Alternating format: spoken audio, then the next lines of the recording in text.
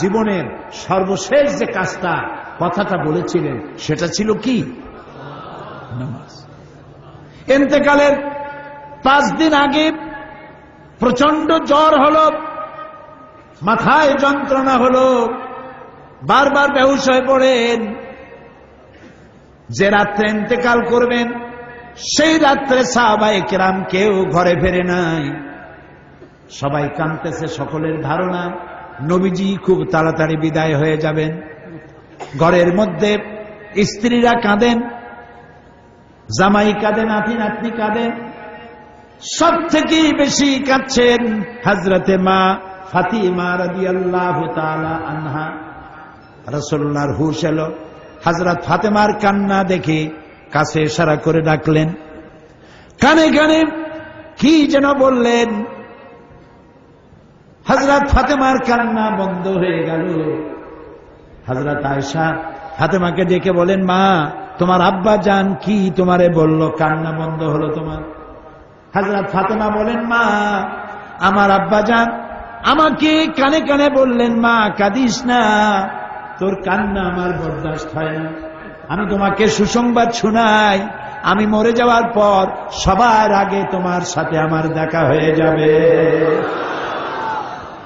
হযরত ফাতেমা বুঝতে পেরেছেন এর অর্থ হল রাসূলের ইন্তেকালের পরে আত্মীয় স্বজনের ভিতরে সর্বপ্রথম ফাতেমার ইন্তেকাল হবে। হয়েছিল তাই। রাসূলুল্লাহ বেহুশ হয়ে পড়লেন, আবার হুশ হলো, আবার বেহুশ হলেন। হজরের পরে হযরত জিবরাইল এসে বলছেন, আসসালামু আলাইকা ইয়া রাসূলুল্লাহ, হে আল্লাহর রাসূল, আল্লাহ আপনাকে সালাম বলেছেন আর তিনি জানতে চেয়েছেন আপনি কেমন আছেন। তিনি জানেন আপনি কেমন আছেন, তারপরেও তিনি জানতে চেয়েছেন আপনার মুখে আপনি কেমন আছেন। নবীজি বললেন, আমি বড়ই কষ্টের ভিতরে আছি, অসুস্থ আছি। হযরতে জিবরাইল বলছেন, ইয়া রাসূলুল্লাহ, একজন নতুন ফেরেশতা এসেছে আজ আমার সাথে, যে ফেরেশতা কোন মানুষের কাছে আসার জন্য অনুমতি কোনদিন চায় নাই আর কোনদিন চাবেও না, শুধু আপনার অনুমতি চায় আপনার কাছে আসার জন্য। সে ফেরেশতার নাম মালাকুল মউত। হযরতে মালাকুল মউত রাসূলের অনুমতি নিয়ে রাসূলের জাসাদ মুবারকের কাছে এসে সালাম পেশ করলেন। বললেন, ইয়া রাসূলুল্লাহ, আদম আলাইহিস সালাম থেকে নিয়ে শুরু করে এই পর্যন্ত আমি যত মানুষের জান কবজ করেছি আর কিয়ামত পর্যন্ত যত মানুষের জান কবজ করব, কারো কাছে অনুমতি চাই নাই, অনুমতি চাওয়াও আমার লাগবে না। কিন্তু আজকে আসার সময় আল্লাহ রাব্বুল আলামিন আমাকে বলেছেন আমি যেন আপনার অনুমতি চাই। রাসূলুল্লাহ বললেন, মালাকুল মউত, আমি যদি তোমাকে অনুমতি না দেই? হযরতে মালাকুল মউত বলেন, ইয়া রাসূলুল্লাহ, আল্লাহ তাআলা বলেছেন অনুমতি যদি না পাও ফিরে এসো। আল্লাহু আকবার, আল্লাহু আকবার। হযরতে জিবরাইল বলেন, ইয়া রাসূলুল্লাহ, আল্লাহ রাব্বুল আলামিন আপনার সঙ্গে দিদারের ইন্তজার করতেছেন। নবী বললেন, মালাকুল মউত, তুমি তোমার কাজ শুরু করতে পারো। মালাকুল মউত যখন জান কবজ করতে যাবে, রাসূলুল্লাহ বললেন, আয়েশা একটু কাছে আসো।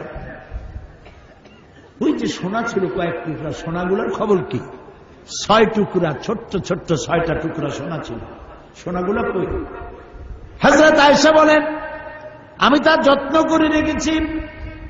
নবীজি বলছেন, এক্ষুনি স্বর্ণ টুকরাগুলি সদকা করে দাও। আমি মুহাম্মদ সাল্লাল্লাহু আলাইহি সাল্লাম আল্লাহর দরবারে এই অবস্থায় উপনীত হতে চাই না যে মুহাম্মদের ঘরের ভিতরে সোনা আছে। হযরত ওমর রাদিয়াল্লাহু তাআলা আনহু রাসূলের সঙ্গে দেখা করতে গেছিলেন একদিন। ঘরে মা আয়েশা ছিলেন না। হযরত ওমর সালাম দিয়ে ঘরের মধ্যে ঢুকে দাঁড়ায় দাঁড়ায় কাঁদতেছেন, বাচ্চা শিশুর মতো ডুকরে ডুকরে কাঁদছে। রাসূলুল্লাহ জিজ্ঞেস করছেন, ওমর কাঁদো কেন? হযরত ওমর বলছেন, আমি বিশ্বনবীর ঘর দেখতেছি, ছোট্ট একটা ঘর, এক কোনায় একটা সরাহি পানি রাখার পাত্র কাইতে হয়ে পড়ে আছে, একটা গ্লাস কাইতে হয়ে পড়ে আছে, আর এক কোনায় 1 কেজি কি আধা কেজি জল পড়ে আছে, আর রাসূল শুয়ে আছেন দড়ি দিয়া বুনানো একটা খাটিয়ার উপরে, চাদর নাই, বালিশ নাই, হাত মোবারক মাথার তলে দিয়ে শুয়ে আছে, পিঠ মোবারকে দড়ির দাগ কেটে আছে। হযরত ওমর বলছেন, ইয়া রাসূলুল্লাহ, আমি তো বরদাস্ত করতে পারছি না,